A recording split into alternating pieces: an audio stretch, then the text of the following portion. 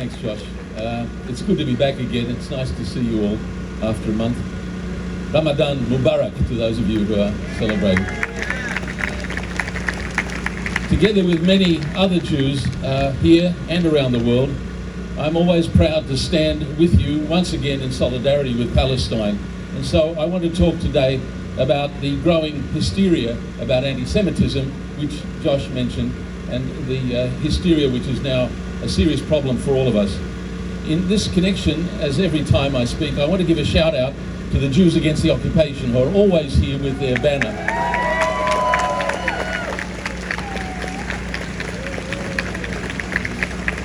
For those in the community that are driving the anti-Semitism hysteria, they're never here to see this and to hear what we say, and our presence and our solidarity is a clear answer to the accusations that these rallies are anti-Semitic. Of course, the main point, again, following on the things that Josh was saying, is Jews, generally speaking, are not the victims today. We are the perpetrators, and we have to face this seriously. And in the same spirit, last week, there was a full-page ad you may have seen in the Sydney Morning Herald and in The Age, signed by hundreds of Australian Jews rejecting the US and Israeli plans for the ethnic cleansing of Palestinians from Gaza, and generally, yes.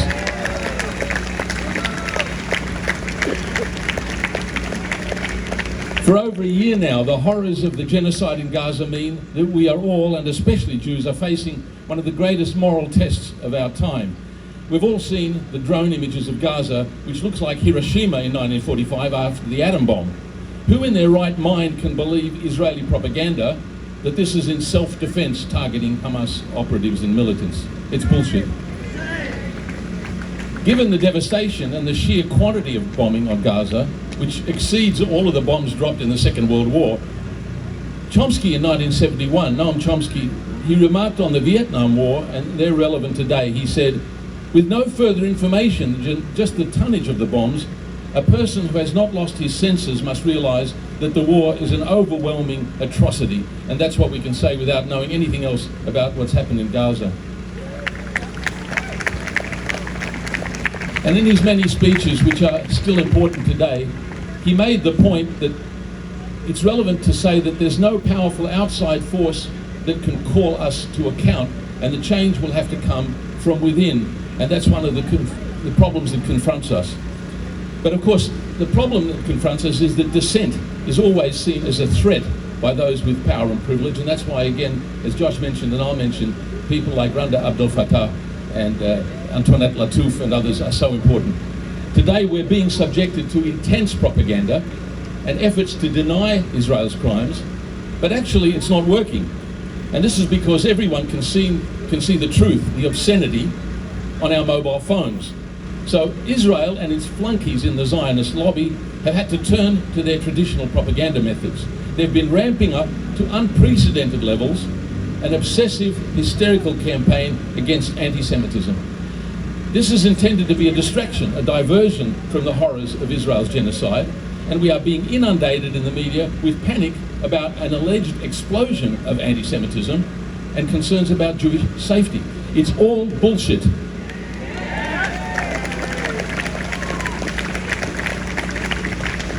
And of course, as part of this, the Palestinians are expected to put aside their suffering, their trauma and their grief, and they are supposed to pander to Jewish discomfort about a slogan or a poster. The cricket commentator Peter Slezak was sacked because people said they were triggered by the sound of his voice, for fuck's sake. And we're supposed to worry about the feelings of Jews, a lot of students, who feel unsafe because seeing a keffiyeh. Well, I say, fuck them.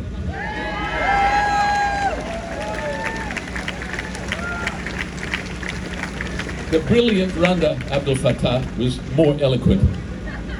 She said, and it's worth quoting her very appropriate remarks, she said, since when do the victims of genocide have the responsibility to defer and to protect the feelings of those who enact, support and enable their own genocide?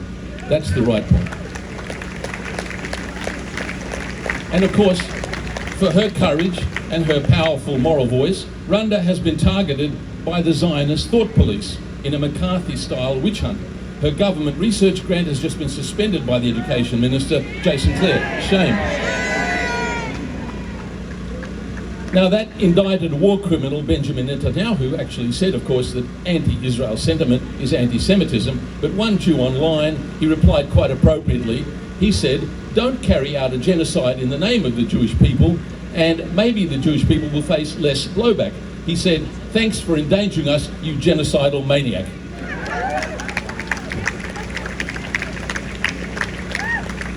That's why so many decent Jews here and around the world are saying, of course, the slogan, "Not in our name." Unfortunately, not enough Jews are saying that. But the anti-Semitism smear is only becoming more and more weaponized, partly because, of course, how badly Israel is behaving, historically disproportionate kinds of atrocities.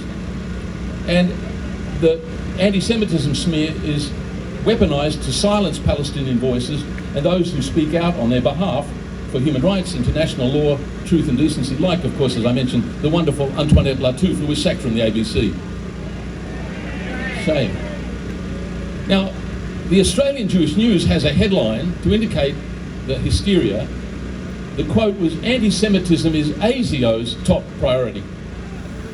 That is the #1 security concern, apparently, in terms of possible threat to lives. But according to the federal police themselves, the terrifying anti-Semitism in Australia includes graffiti by people who are paid by foreign actors, as reported in the Sydney Morning Herald, who can't even spell Israel properly. And besides, it's not anti-Semitic when graffiti says "fuck Israel," and these clowns can't even spell "fuck" correctly either. Sky News, predictably, had an anti-Semitism summit a few days ago, and the Executive Council of Australian Jewry co-director Alex Rifkin said, among many things, that's ECAJ, "We face a crisis that has brought open support for terrorism into our streets." Of course, that means us and our rally. Shame. So Rifkin proposed a 15-point plan of action, which I won't go through, but these are all totalitarian mechanisms of thought control that would have impressed Stalin or Mao Zedong. For example, to just take one, he said, well, there should be a declaration of a national emergency, apparently, and also there should be legislation which makes tougher disciplinary action against academics. Of course, they have in mind Randa Abdel Fattah. Shame. Now, all of this is very serious. As a university academic, I have to tell you, in case you don't understand fully, this is a serious threat to the traditional values of academic freedom, which are enshrined around the world, although we've sort of given it away in Australia. Tenure, for example, at universities is meant to protect dissident, unpopular opinion. As one commentator remarked, the ECAJ, the Executive Council of Australian Jewry in short, has become drunk on the possibility of using the state to advance Zionism and to suppress its critics. This is a very serious matter. Now, however, again, if I may quote Noam Chomsky, he suggests, quoting, "The social and intellectual role of the university should actually be subversive. We should encourage dissident thought. That's what universities are for." And he says students should learn what he called intellectual self-defense against the propaganda, against the massive government apparatus. If I had a longer lecture, I'd go into the history of the famous ancient Greek Socrates and how he was put to death by the state for his dissident voices, for corrupting the youth and for challenging the gods of the state. That's the model that a real university should promote. Dissident criticism. Well, of course, as a result, universities have been a key target in the present political witch hunt against anti-Semitism, and now, to their disgrace and shame, 39 public universities have adopted a version of the very problematic, pernicious IHRA definition of anti-Semitism, which is a direct attack on the fundamental freedoms. If you know what that is, you know what a disgrace that is. If you haven't followed it, the IHRA definition has actually been repudiated by its author and dozens of academics and legal people around the world, and the point is that it's been weaponized precisely to silence criticism of Israel. I mean, for example, to take one very important example, one of the provisions of the definition is to say that it's anti-Semitic to say Israel is a racist endeavor. Well, it's just a fact, Israel is a racist endeavor. For example, if you don't know, quickly, in 2018, Israel passed a nation-state law according to which Israel is the state of the Jews alone. Well, 20% of the population are Palestinians who've been there forever. Amnesty International, Human Rights Watch and Israel's own B'Tselem recently have detailed reports showing that Israel is an ethno-supremacist apartheid regime. So these are overwhelming evidences that Israel is a racist endeavour, and saying it can get you into trouble. Let me try to wind up a little bit by saying that you'd be aware by now, I guess, no one cares more about anti-Semitism than I do. My mother and grandmother survived the Nazi concentration camp, the extermination camp, Auschwitz, and I grew up with their stories. So I think I understand what anti-Semitism is where I see it, and I'll call it out before anybody else. But in fact, it's very important for me to say I have never experienced anti-Semitism at our rallies, certainly not here, and never in Australia anywhere in my lifetime.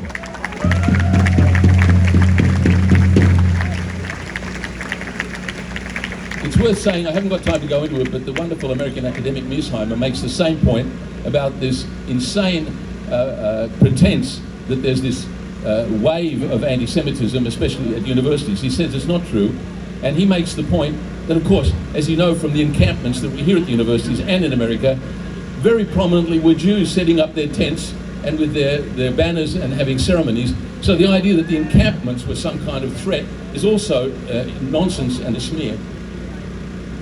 This is all a serious threat, as Mearsheimer points out, to the very fundamental idea of universities as we have understood it. Well, despite the official warning in my classes against saying the wrong thing, I always used to introduce my classes by saying that they're not a safe space for ideas you don't like or that you disagree with. That's what universities should be about.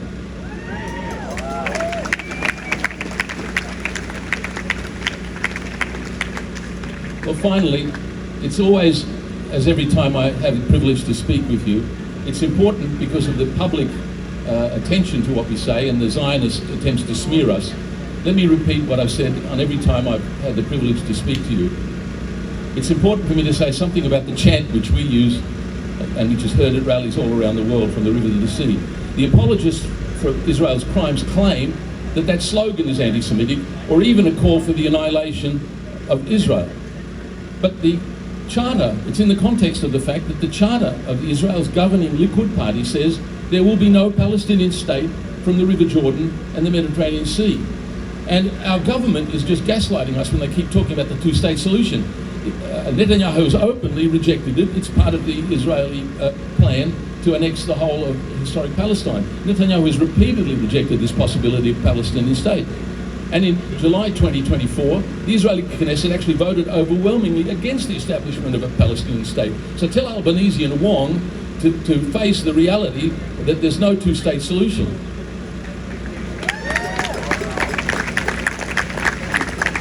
In connection with the chant, the point that I want to end on, let me end on what I think is very important for us, that the chant that we hear is a plea for liberation, not for exterminating the Jews. And it's important to listen to Palestinians who have something important to say about this. For example, my Palestinian colleague, Dr. Lana Tartour, the Palestinian woman, has pointed out, quote, "We ought to listen to Palestinians who have been articulating liberation as an inclusive project of equal rights for all. This is not anti-Semitism." And let me end by saying we should also listen to the Palestinian president of APAN, Australia-Palestine Advocacy Network, my friend Naser. He's very eloquent, and I can't resist quoting his remarks. It's important that he's saying this, and it's our critics and the government who should hear this. Let me quote. He says the call, the chant, is a vision for a shared political reality beyond Israel's current brutal colonial apartheid. It should not be controversial for Palestinians to reject oppression, he says, or to aspire for liberation, to live a life in their own homeland free from Israel's racist system of control. And he goes on to say, finally, that's why we say Palestine will be free from the river to the sea for everyone, he says. And he says very eloquently, if you have a problem with everyone being free because you only want some people to be free, the problem is not the chant, the problem is you.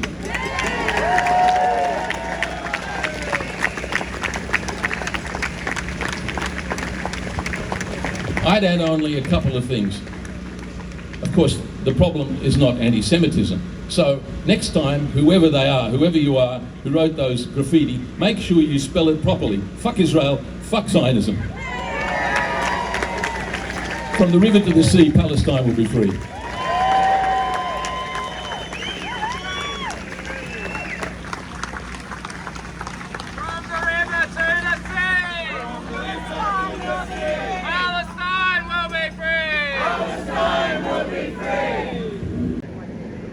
This is the 2nd of March 2025, and it's the first Palestinian rally back after a break of about a month. Well, the ceasefire has been going on, so they're going to hold them monthly now.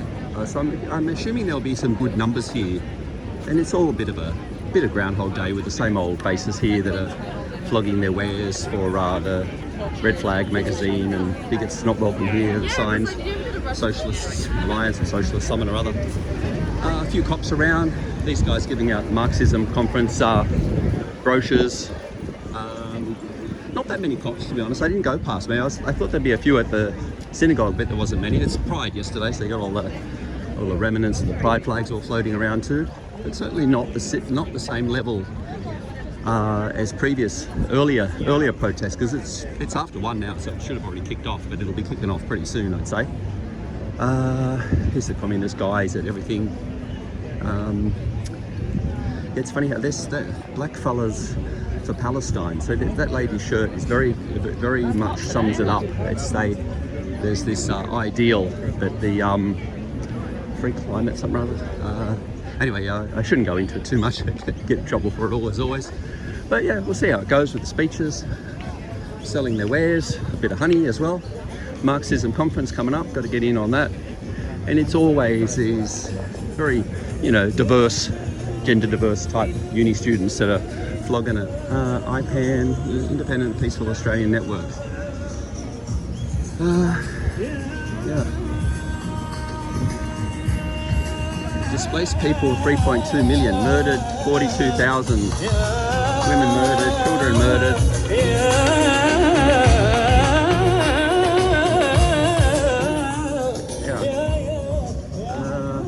And then as you get up to the stage area, it's there's not many here, but they always swell. Like, you see people arriving, but it's not in the same numbers as it used to be in the beginning, and certainly not the number of cops here either. There's another couple there, might even be the same two that walk past.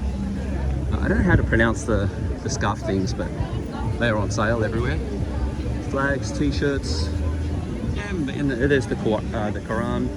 Get your Quran and get your Jesus as well, business. Palestine footy jersey. It's also, it's a religious thing for the Muslims at the moment, the Ramadan. So I don't know if that affects the numbers. I know they're not eating, but I'm not sure it affects their presence or not.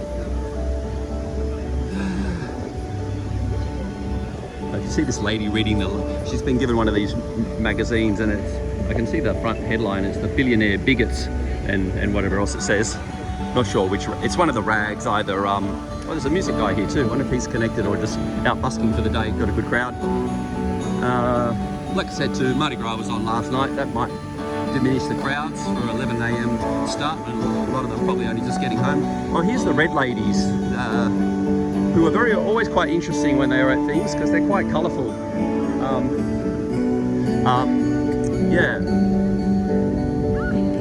The numbers are quite down. So they paint their faces white and they wear all this red. I'm not sure the reasoning behind it all.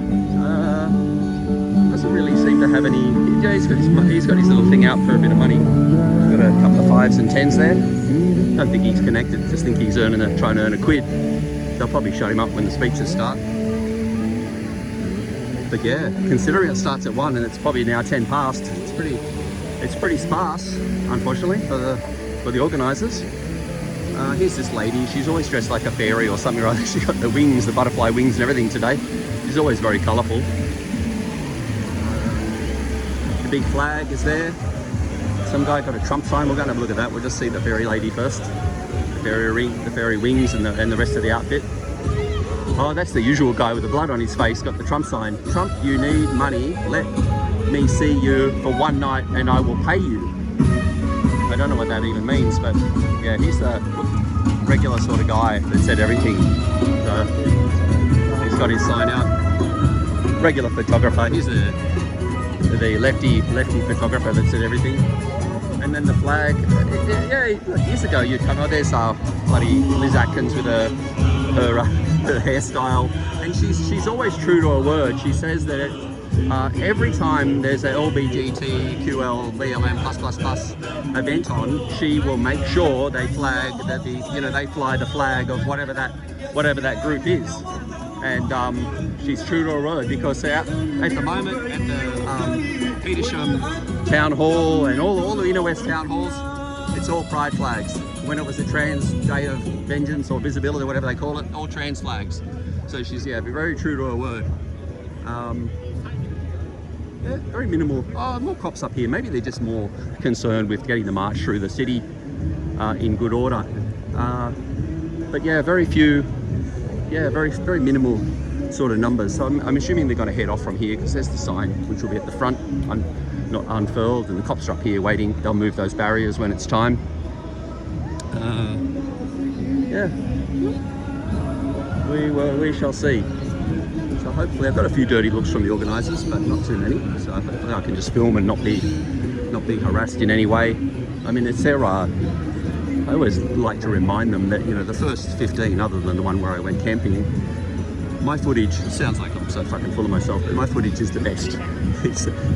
First of all, it got them out of the shit for the gas the Jews lie that was perpetrated by Dutton and all the Sky News and all the other Liberals and one Labor politician that repeated it over and over and ad nauseum until and I knew straight away it was bullshit. And here we go. Palestine! Free Palestine! It's like the call for people to come in.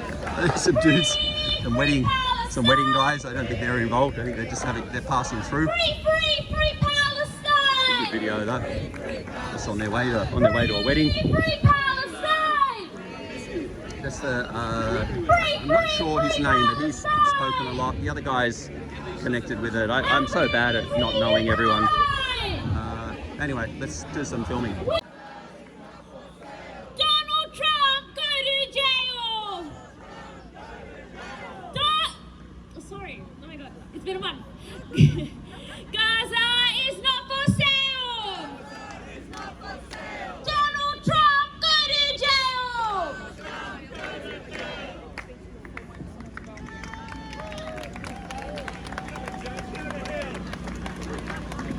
I'd like to begin by acknowledging the traditional custodians of this land, the Gadigal people, and pay my respects to their elders, past and present.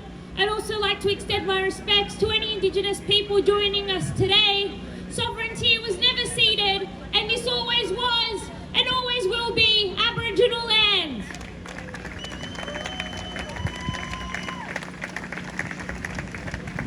Yesterday at a press conference, our Prime Minister, Albanese, was quoted saying, "What we do is stand up for Australia's national interests, and Australia has an interest in the international rule of law." Yet right now, as Israel and the US pave their plan for the complete ethnic cleansing of Gaza, a step that will signal the complete annihilation of the international rules-based order, Albanese remains silent and refuses to condemn the US, Israel and Donald Trump. In fact, the 15-month bombing campaign, global impunity, the crumbling of international law, the crushing of protests globally by largely liberal and Western leaderships has provided the very landscape for the festering of fascism and for the rejection and delegitimization of international law. Right now, as we witness the rise of fascism, whether it is the AfD in Germany and potential Dutton leadership right here in Australia, Donald Trump in the United States, what we are witnessing in Gaza is bigger than Gaza and Palestine, but the introduction of a new status quo which is seeking to prioritise profit over rights more than ever before. A new world order which will be ruled by the billionaires and the capitalists, but in more autocratic ways than ever before. And as Albanese claims that it is our interest to follow and to uphold the international rules-based order, it is in fact his government that paved the way for the denial of international law on the global stage. One example is how the Labour Party have allowed Israel to act with complete impunity. They silently diminish the value of international law and its importance by continuing to defend Israel's crimes on a global stage, and by failing to mobilize and take action against these crimes, the legitimacy of international law as an institution was destroyed when Israel rained bombs on Gaza. And now this is paving way for the threat of a Liberal government led by Dutton, who is threatening to withdraw from the ICC, supporting sanctions against the ICC, and supporting the complete withdrawal from the international rules-based order. As Albanese claims it is our interest to defend the international rules-based order, he does not realise that he has paved way for its complete delegitimization. And we have seen what the consequences of this will look like in the United States under Trump, with threats to illegally invade Panama, Greenland, and now ethnically cleanse Gaza. The impunity Israel has been granted by Labour governments around the world have paved way to a fascist order that completely disregards international law, because they know they will have full impunity no matter what they do. So it is the Labour Party's interests that is going against our national interests, because they are single-handedly in this country destroying international law and international rules-based order. And that is why at the next election, at the ballot box, we must prevent Dutton from coming into power. But we must also punish Albanese for his failure to take action against this genocide over the past 15 months. And that will mean voting for a party or a candidate who stands up for Palestine, who stands for our civil liberties, who stands against racism and dehumanisation. And so far, we only have a few independents on that ballot box and the Greens Party. So I'd now like to welcome our first speaker, Hannah Thomas. Hannah is the candidate for Grayndler. She is running against Albanese, the Prime Minister of this country. She's a staunch activist and has been in support of the Palestine movement over the past 15 months. So please give a warm welcome to Hannah. I want to firstly acknowledge and pay respect to the true, rightful and sovereign owners of the lands here, the Gadigal people. Their lands were violently stolen and justice has never been served. We need to tell the truth about what happened in this country and commit ourselves to treaty, reparations and land back. As Amal said, my name is Hannah. I'm a lawyer, a writer, an activist, an immigrant, and I'm running against the Prime Minister this election in Grayndler, which is a progressive and kind electorate in the inner west. I put my hand up because for month after month after month, we witnessed a genocide, an industrial-scale, high-tech slaughter of Palestinians perpetrated by Israel with US backing, gleefully, shamelessly live-streamed for everyone to see. Tens of thousands of people killed at least. Countless parents have had to bury their children. Countless children have become orphaned. Journalists targeted and assassinated. Hospitals, mosques, and schools obliterated, cities in ruins. And there are very few people on this planet who individually possess the power to do something to restrain the Israeli war machine. But my local member, the Prime Minister, is one of them. But he refuses to take any real action. He refuses to sanction Israel. He refuses to expel the Israeli ambassador. He refuses to stop military exports to Israel. He refuses to even call what is a textbook case of genocide a genocide.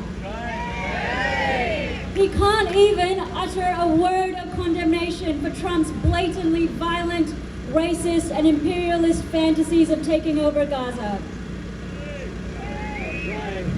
Living in the electorate of a complicit, gutless Prime Minister was too much to bear, and that's why I'm running.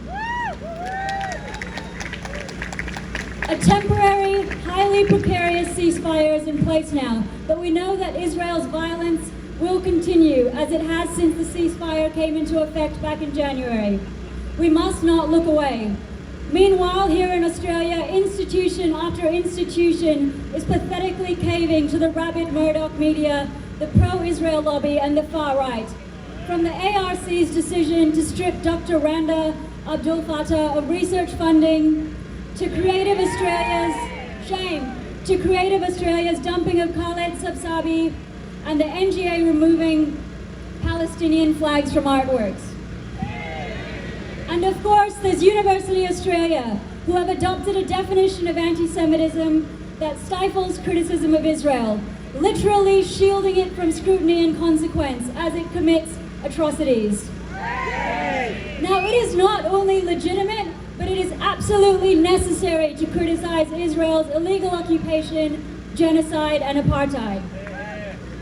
Shame on Universities Australia, shame on all institutions engaged in this McCarthyist crackdown. But there is hope at this moment. We have a federal election at our fingertips and a once-in-a-generation chance to hold Labor to account and keep Dutton out, because we know he would be even worse. To do that, we need to organize and we need to turn our rage into action. So get behind a local candidate who's taking a strong stance against genocide. Candidates like Senator Mehreen Faruqi, who is up for re-election. She is one of the staunchest, most consistent voices of Palestine, and we need to get behind her. So tell everyone you know, tell your communities, that they must not vote for the major parties. Before I finish, I want to express my solidarity with Palestinians here and everyone who has loved ones in Palestine during Ramadan. Nothing inspires me more than the courage of the Palestinian people and their unbreakable resistance after years of terror at the hands of the genocidal apartheid state of Israel and its Western supporters. The Palestinians have stared down one of the most barbaric military forces in history, and they proved that it is no match for the spirit of a people fighting for their homeland. Palestine will be free. Thank you.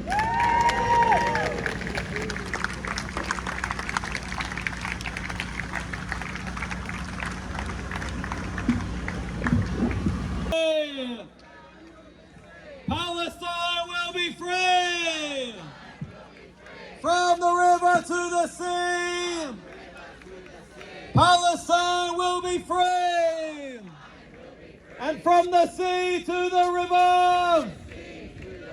Palestine will live forever! From the sea to the river! Palestine will live forever! Israel, you can't hide! We charge you with genocide! Israel, you can't hide! We charge you with genocide! And Donald Trump, you can't hide! We charge you with genocide! And Albanese, you can't hide! We charge you with genocide! We charge you with genocide! We charge you with genocide! Stop arming genocide! Stop arming genocide!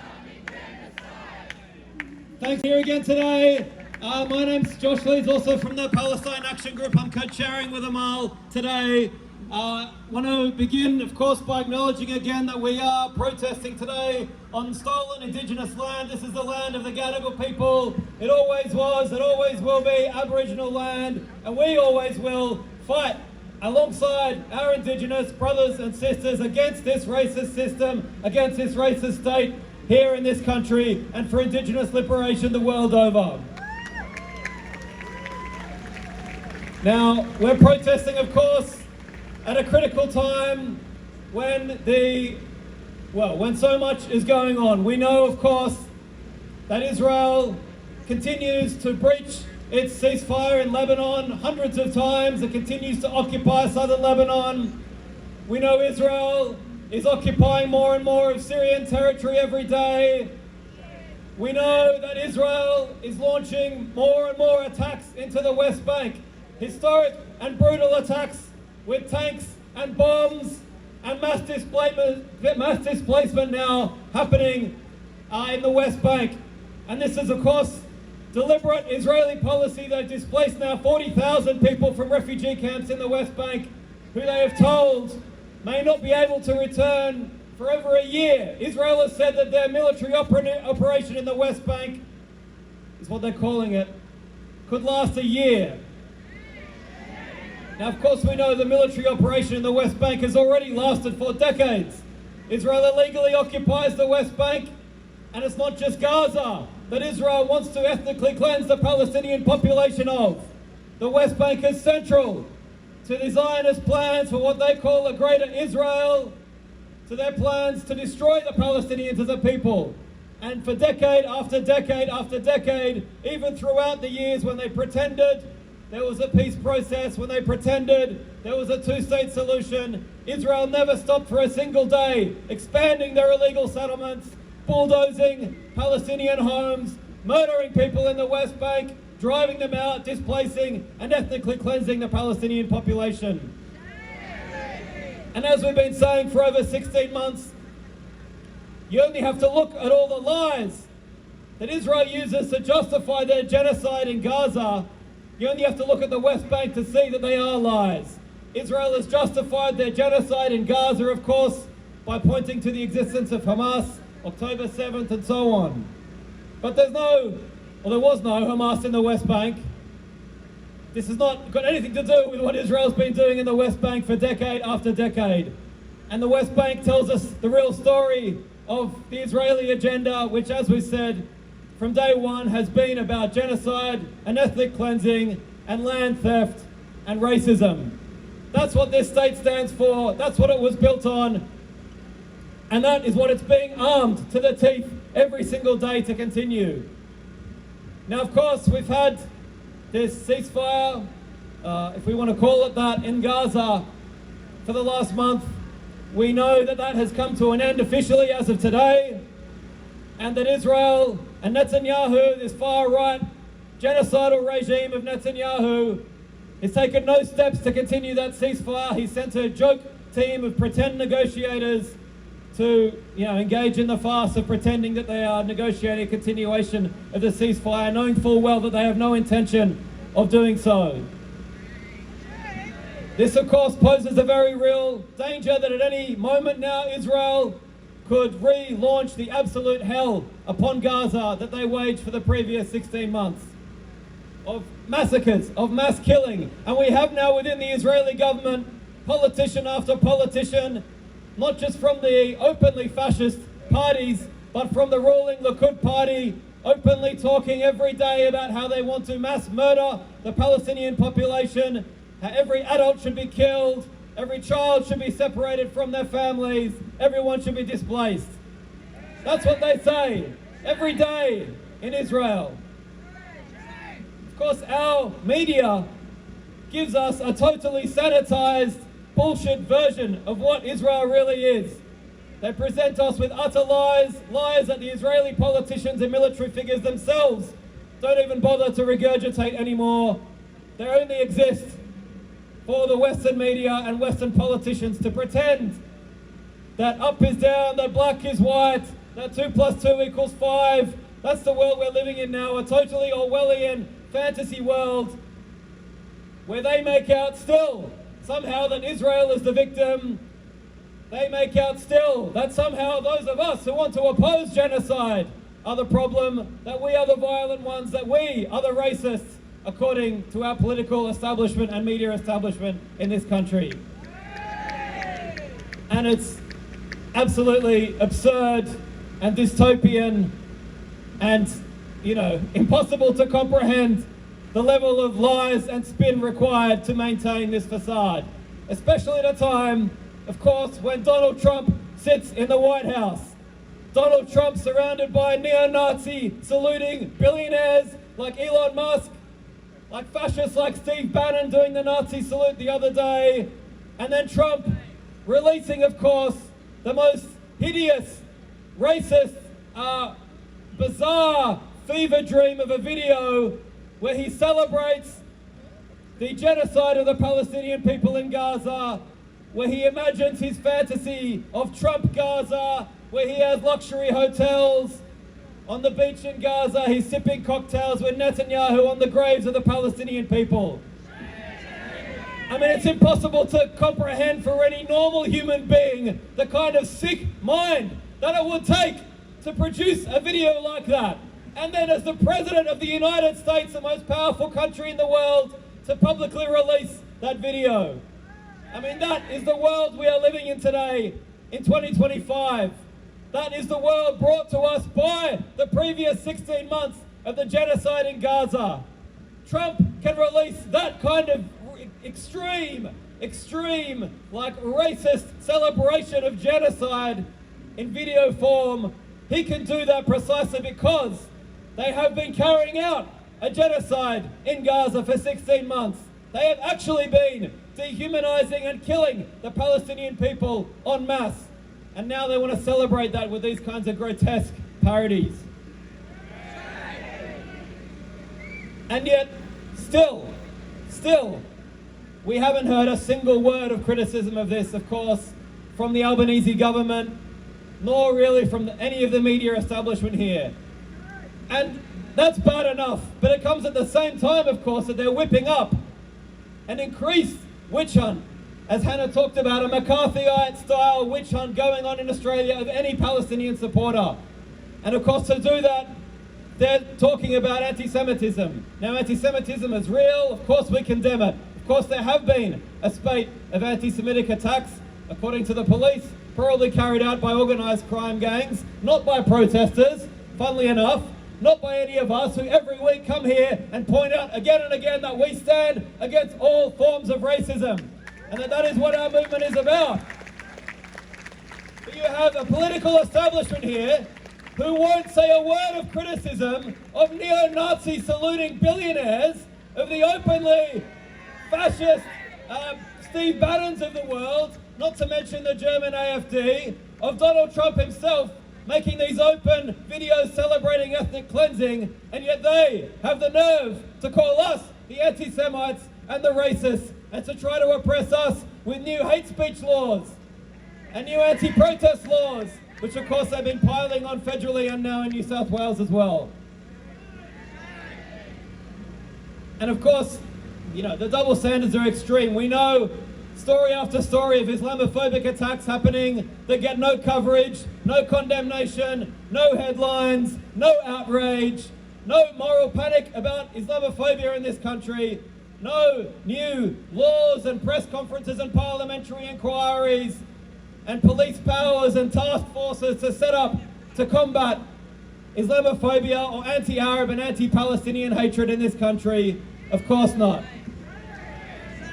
Because the same people who have been carrying out and supporting this genocide are the ones ultimately to blame for whipping up that Islamophobic hate in this country as well. So we have to be clear about what's going on. There's a severe backlash against the Palestine movement being pushed by all the powers that be. That's taking the form of a witch hunt through all of our institutions in society. But we have to be clear as well. Any ordinary person, I think, who sees what's happened to Antoinette Lattouf, who sees what's happened to Randa Abdel Fattah, who sees what's going on with the arts world and Creative Australia, who sees these anti-protest laws, I think we have to be confident that they can see through all of this bullshit. It's so obvious that the powers that be who have supported a genocide for 16 months are trying to silence the opposition to that genocide. That's what's happening, and we need to be clear and we need to stand more firm than ever. That when they repress us, it only makes us more determined to fight for a free Palestine. That when they try to silence us, it only tells us that we know we are having an impact on politics in Australia and that they can't ignore us. And that when they threaten to continue the genocide in Gaza, we are ready to mobilise in bigger numbers than we ever have before to come out and oppose this renewed massacres.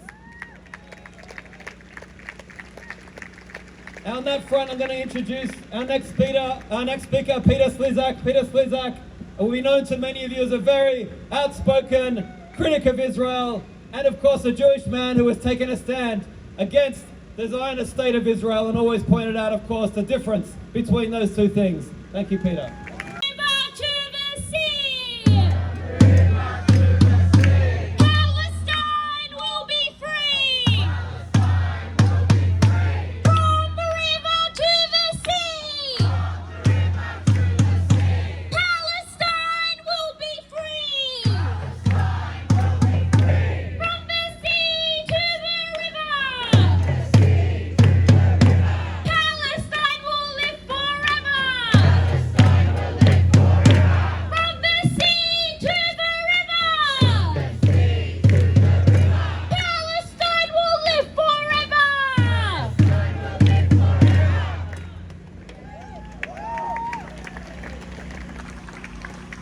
And of course, this is one of the many chants in the McCarthyist turn that we have taken, that our governments, our political institutions, the media, and our universities have all tried to label as anti-Semitic. But it is a chant of liberation. It is a chant that demands the apartheid structures of Israel. It's a chant that demands the ethnic cleansing and the occupation falls. And this means a Palestine from the river to the sea, where all people can live equally and there is no one race above another. I'd now like to introduce our final speaker, Jumana Bayeh. Jumana is an associate professor at Macquarie University and the proud daughter of Lebanese migrants.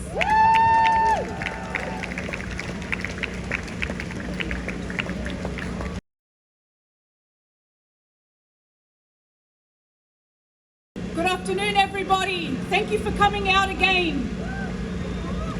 I'd like to begin by especially thanking First Nations communities who remain our most solid allies.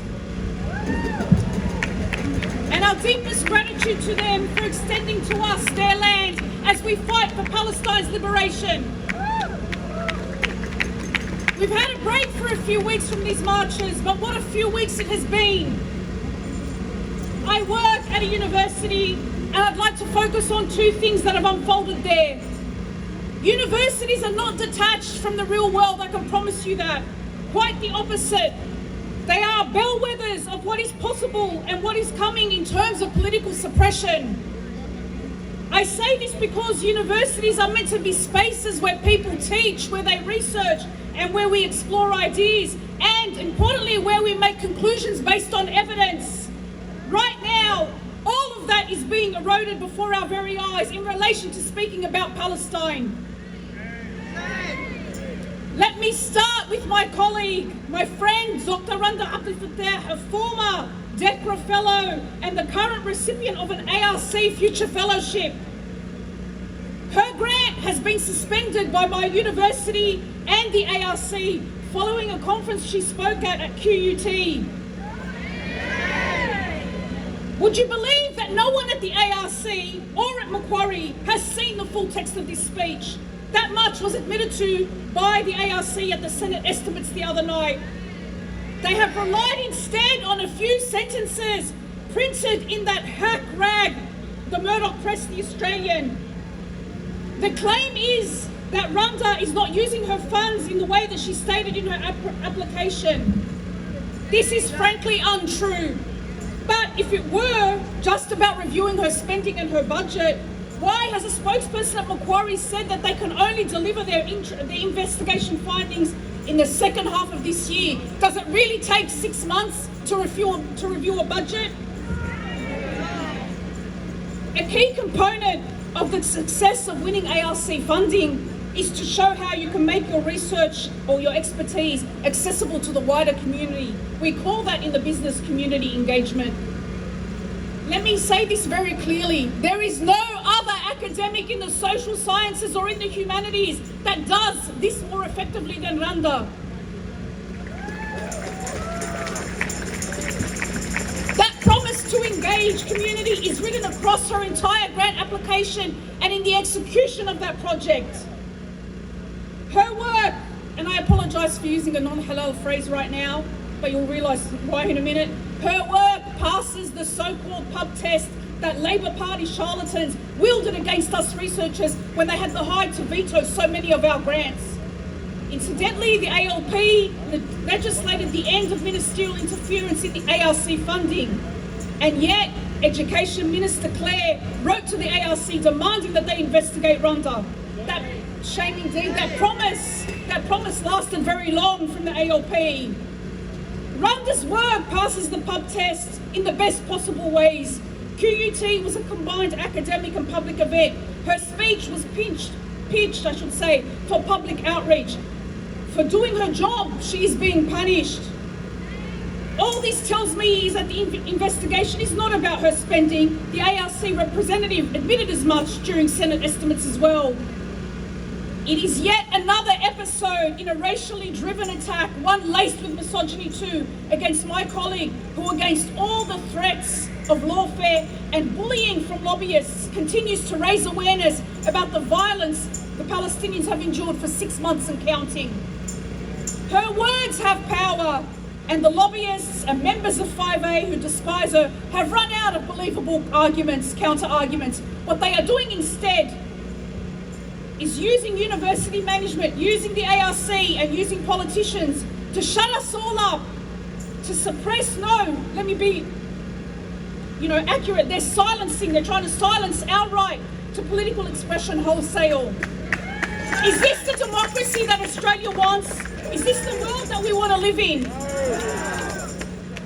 Let me turn now to another deplorable move by universities already mentioned. The introduction of a new definition of anti-Semitism that obscures more than it clarifies. I won't read it out to you, but when you look at it, you'll see it is filled with clauses with very long sentences and efforts to balance out the harm that it intends. I'm telling you about its form because it is an insight into who wrote this definition. Apparently late last year, provosts from Australia's leading 8 universities met with the anti-Semitism envoy to draft this definition. Those extra clauses, shoved in sloppily in almost every sentence, highlight attempts from some in the room to make the definition appear okay. Phrases like most but not all, such and such isn't but can be anti-Semitic. Those are the phrases you'll see. I don't know all the people that were part of this exercise, but I understand that a couple of them work in post-colonial research. Those clauses maybe came from them, or maybe from others trying to cling to some semblance of academic freedom.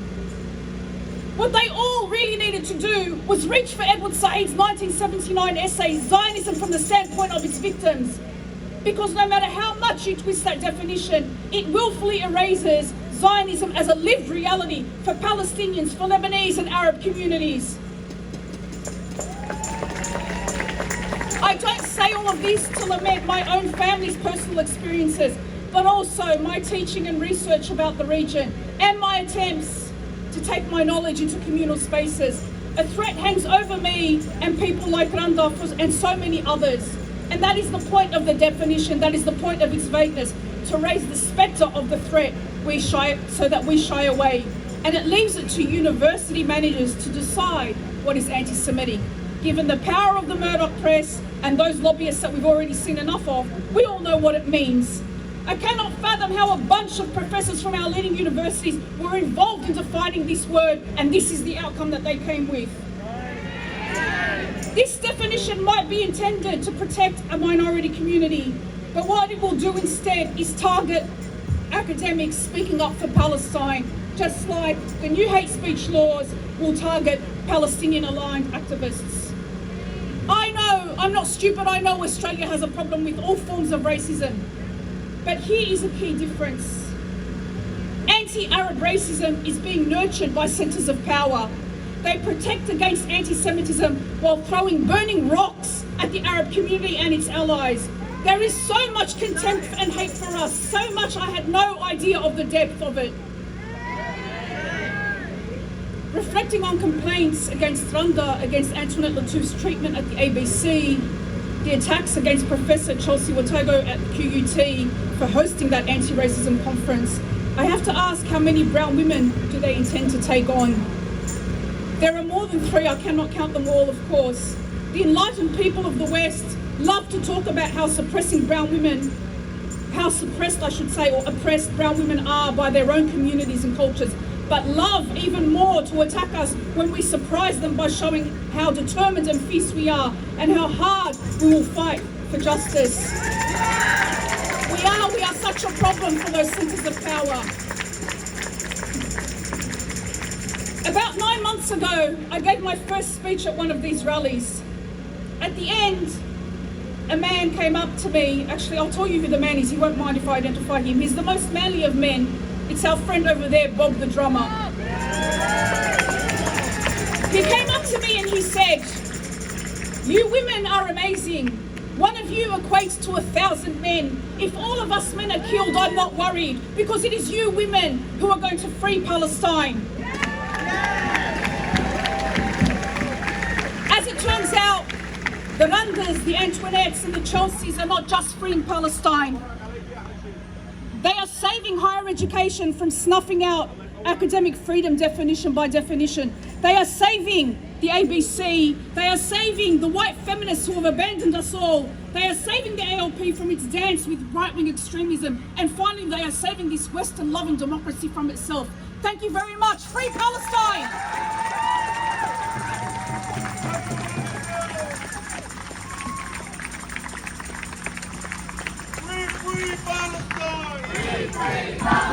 Free, free Palestine!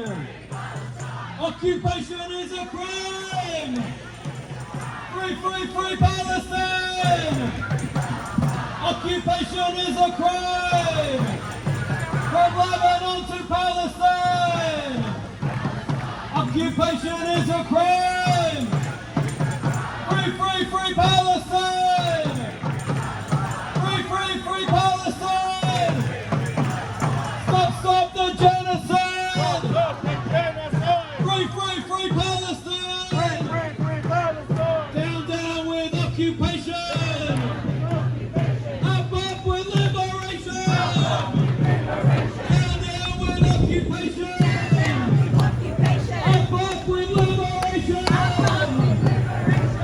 Alright, we're going to march in a second. I'm just going to say two more things. One, is that someone who I forgot to mention before in terms of the list of the witch hunt is so big, there are so many people to talk about. But one that's worth mentioning is Sheikh Wassam. The people have seen him here. So he's someone who's spoken at our protest. He's a public school support worker who himself very recently was the victim of a vicious Islamophobic attack where someone tried to drive their car into him. But this man recently was sacked from his job or stood down for talking about the double standards going on in the whole and the selective outrage and so on going on in Australian society. He was stood down from his job as a continuation of his terrible witch hunt in Palestine. This case is worth mentioning in terms of a continuation of that. It's also worth mentioning that in response to that, hundreds of school students in particular and others as supporters protested against this terrible injustice. Has since been reinstated in his position. So well done to the teachers and students and the community members who stood up. I love you, Riley, I do.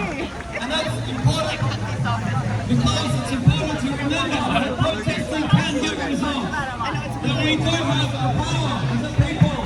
And we need to continue to exercise that power.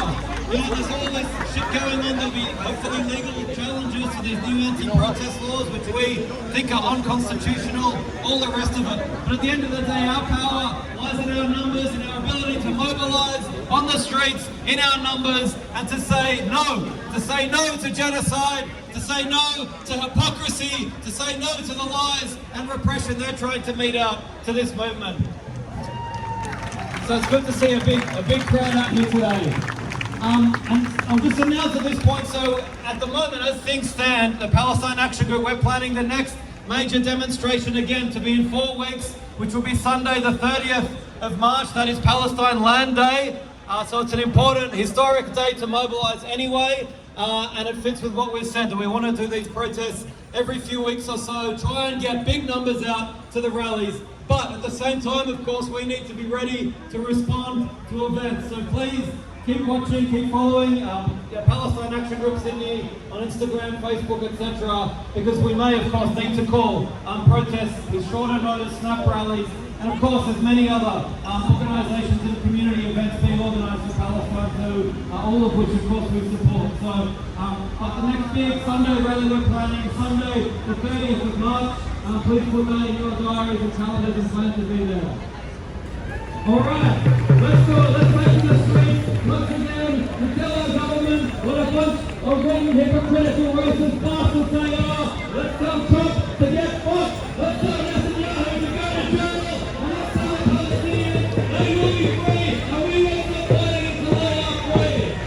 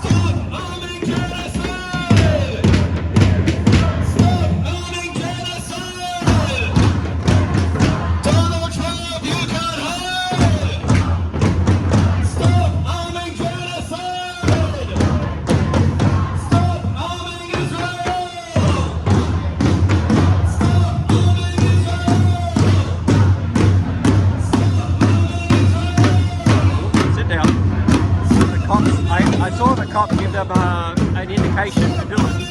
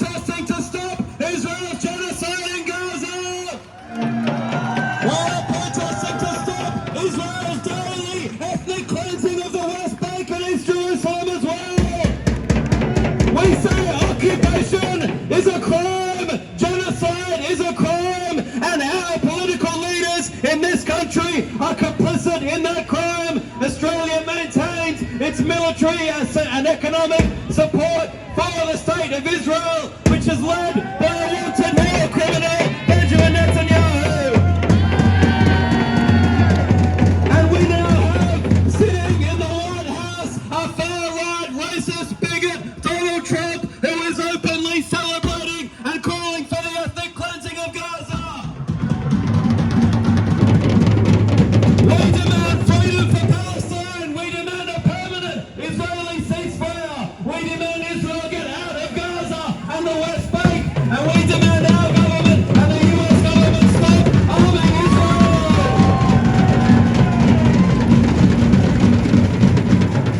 And if you haven't yet joined us in this movement, it's not too late to stand on the right side of history.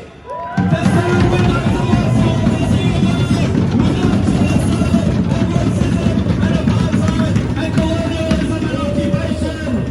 So please join us and let's take to the streets again and demand free, free Palestine! Free, free Palestine!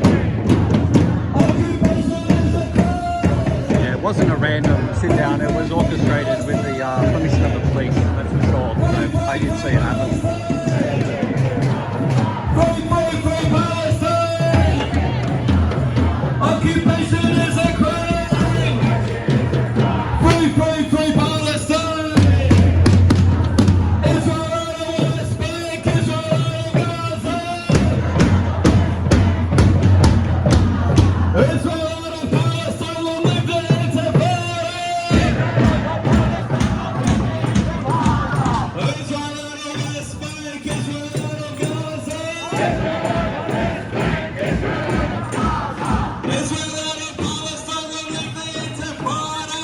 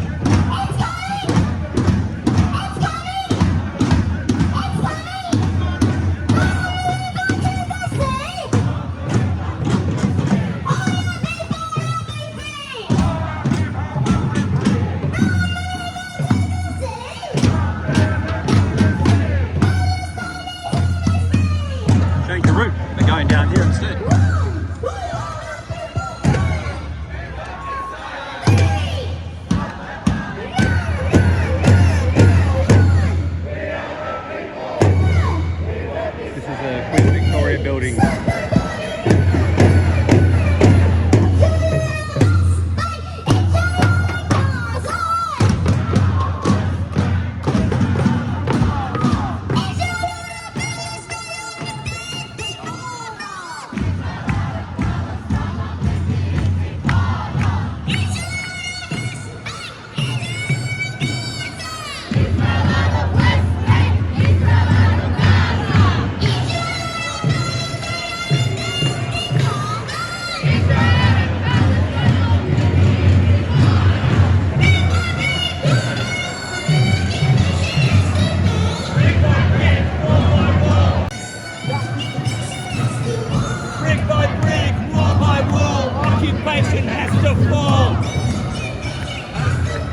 Occupation has to fall! Has to fall! Has to fall! Has to fall! Has to fall! Has to fall!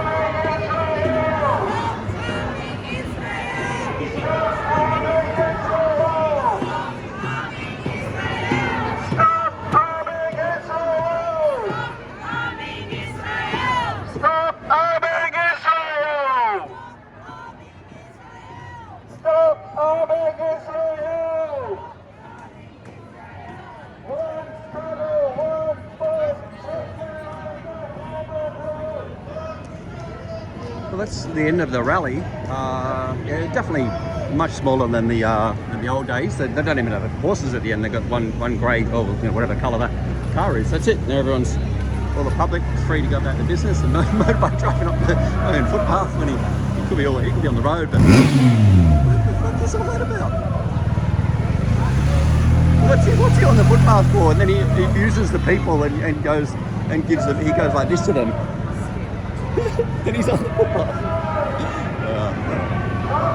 Some cop, cops are cops. Look at this guy. He's just shakes hands on the way through with the others. There's degrees and levels of arrogance in this guy. This guy fucking on the top. Anyway, that's I'm not going to cop bash today. Not that I bash them, but I just call it out what I see. And that guy, 100% completely arrogant, driving on the footpath, abusing people because they're on the footpath, walking while he's riding his motorbike on the footpath. Yeah, it's quite funny. No alarm, he hasn't got a siren. Anyway, that's enough of that. Oh man, I was going to cut him off at the pass, but I'll follow along now and shut up for a while. Yeah, this is just outside the QBB. Queers for Palestine has just gone past. And above us here on the QB building is three three lots of the American pride flag to celebrate.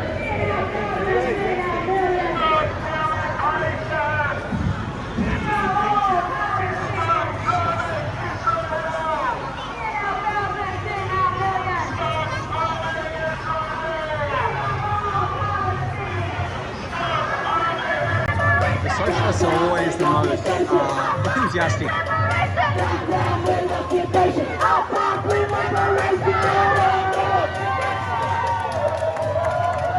And their chants are always a lot more up-tempo. And here we go, he'll start another one. Oh, maybe that's a more mild type one, but normally they're very up-tempo. It seems to have come to a stop again, so I'm not sure. And then you get a big gap. It's pretty much a massive gap where the flag is, where there's only people. There used to be people gathered all the way where the bus lane is here. Now there's no one. There's only the flag bearers. So something's happened. I should have come up here. They're probably having another pre-organised sit down in the middle of the road here. Because we're outside the Sydney town hall now. Rush ahead and have a look. But I wouldn't be. Oh, they didn't even stop at the across the tram tracks. They just stopped. Anyway, I missed that one, bugger. A good shot of the almost didn't make it through. And in the background, of course, of the town hall, in the place of prominence, the pride flag.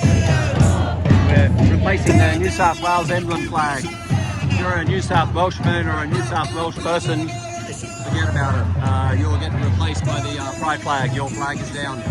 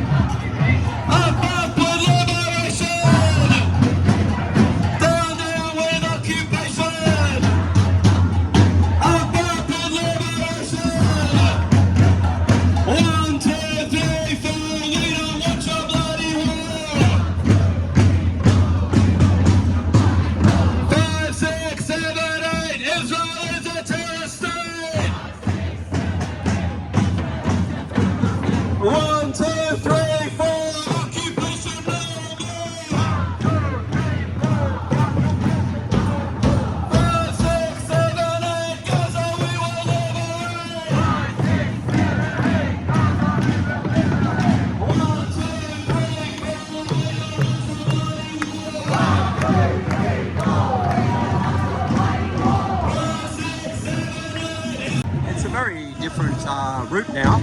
So now we're at the corner of Pitt Street and Park Street, and it's all blocked off both ways. So they're going to head down, they're coming up Park and they're going to head down Pitt, which is the only way. And it's quite a narrow street, only a 2-laner. So that'll tighten it all up again. But at the moment it's spread over 1, 2, 3, 4, 5, 6 lanes. And a bit of footpath by the look of it. So yeah, see how it goes.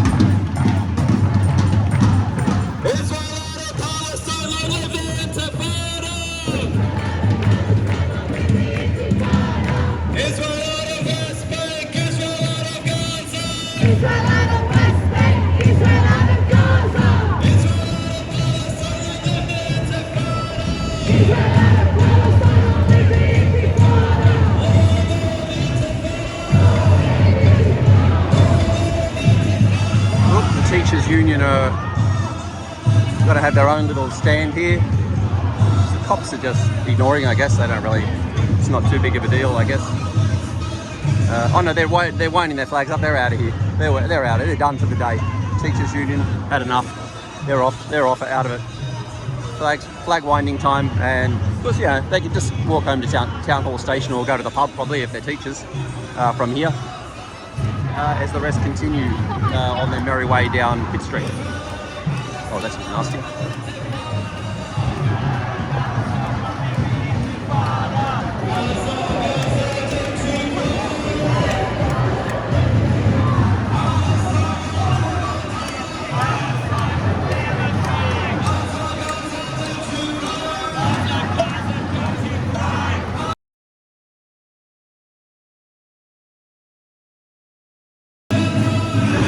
ANZ Bank, free to be.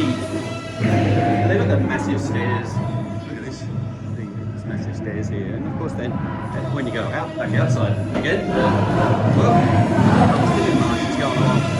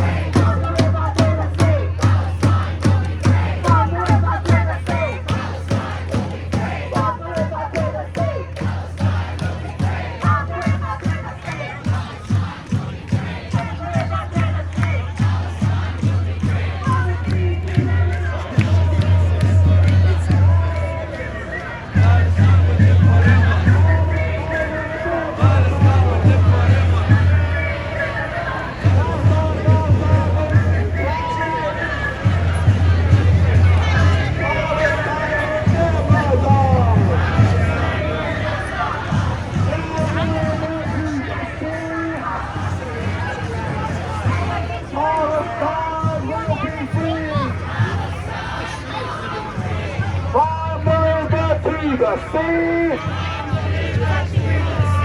Palestine will be free. From the river to the sea. Palestine will be free. From the river to the sea. Palestine will be free. In our thousands, in our millions, we are all Palestinians. In our thousands, in our millions,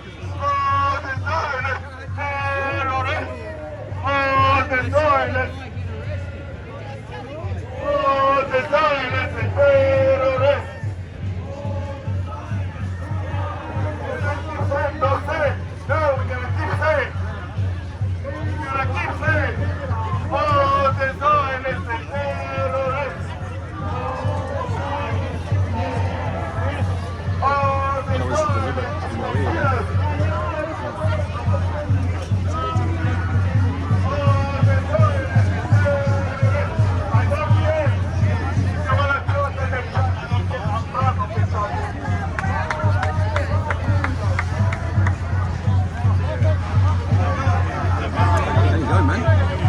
Good. Busy. How about yourself? Yeah, well, it was a month off. Yeah, it was a big day of snort. Oh, well, turn my. That's all right. We're not calling it a China party. We're just saying, let's go in the back. Oh, Jason, how are you?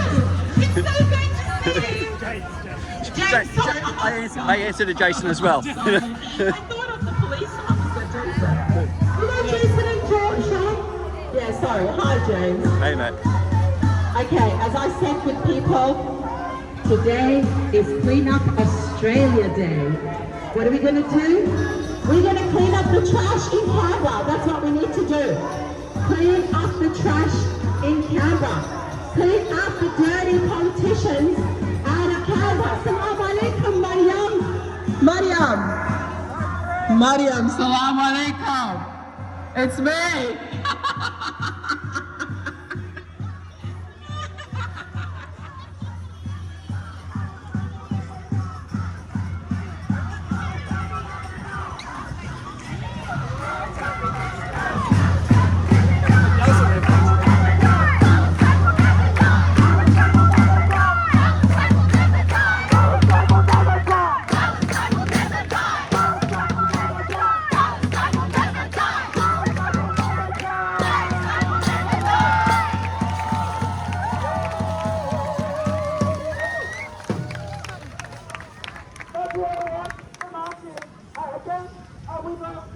Thank you for marching for Palestine against Trump's proposal to ethnically cleanse Gaza and against the Warren government's criticises.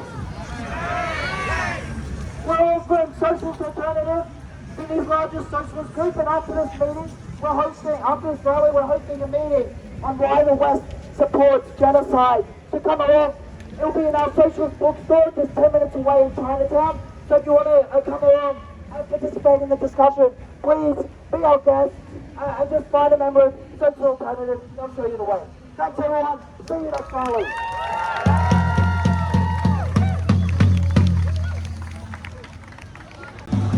Well, that's it now for another one until I think another month again, if it's going to be monthly only.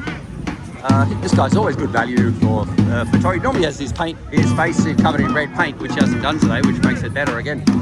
But yeah, it's kind of wound up now, and there's another one on it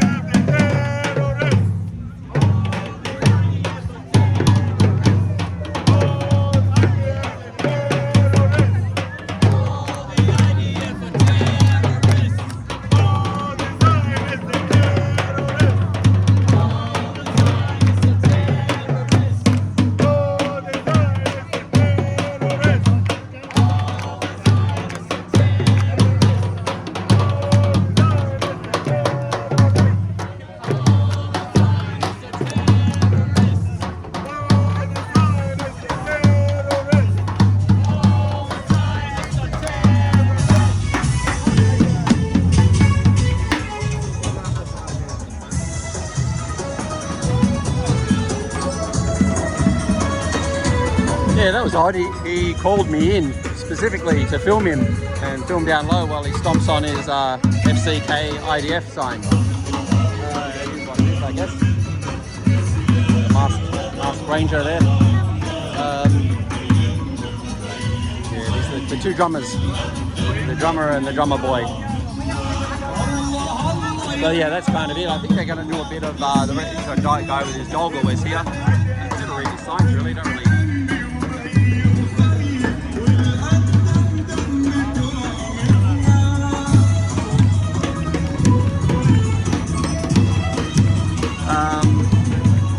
Yeah, I think it's just a bit of time now for chit-chatting. But there's another protest on in approximately 5 minutes up at Town Hall, which will be an easy 5-minute walk for me till I get out of here. And it's put on, it's the other side pretty much. Oh, here's Socialist Alliance, Rachel Evans. Rachel Evans, she was the kind of the instigator of the thing at the school during the week, at the Bankstown Boys School. She was the instigator of it, and she's running as a Socialist Alliance candidate, and rainbows everywhere and all that sort of thing. So yeah, yeah. I'm not saying exactly she's the instigator, but it was on her Facebook page, and she's there, you know, she's there in front of it all, and she's leading the cheer with a megaphone. So you know, she has some connection to it. How about I put it that way? Yeah, the Socialists just had their little circle at the end, and said to everyone to come down to the indoctrination centre and learn about Marxism and Stalin and all the heroes. So they're all they'll all head off to that thing. I'll avoid going down this way. Or will I? Yeah, there's another group that's set up who are. Yeah. Anyway, I'll avoid going past there. Yeah, that's it. So that's it for another day. Oh, there they go. So first having a little group photo. Free Palestine! Free Palestine! All right, I think we'll end on that note. Yeah, there's off here the guy. Well, Why? Well, no, we're not toning it down. Yep. God, no. We're not turning it down, we're turning it up. Yeah, we're toning it up. Thank you. Yes. All right. I've got a nice one.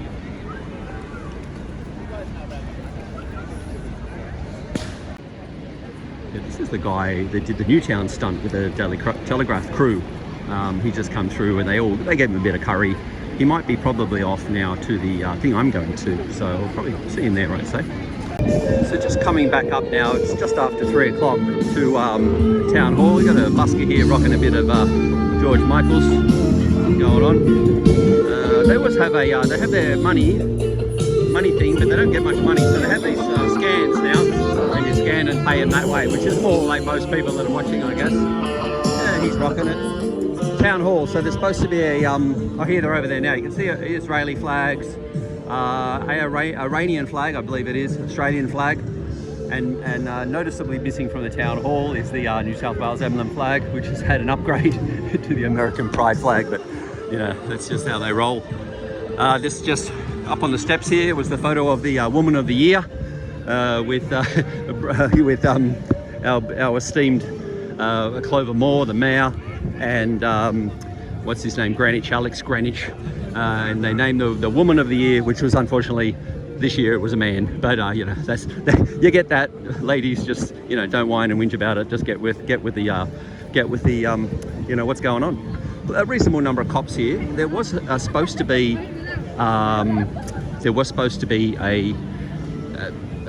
no speeches. It's just kind of, they said they're going to be music, and I can't remember what it is now, but it's run by Never Again Is Now, which is primarily Mark Leach is the organizer.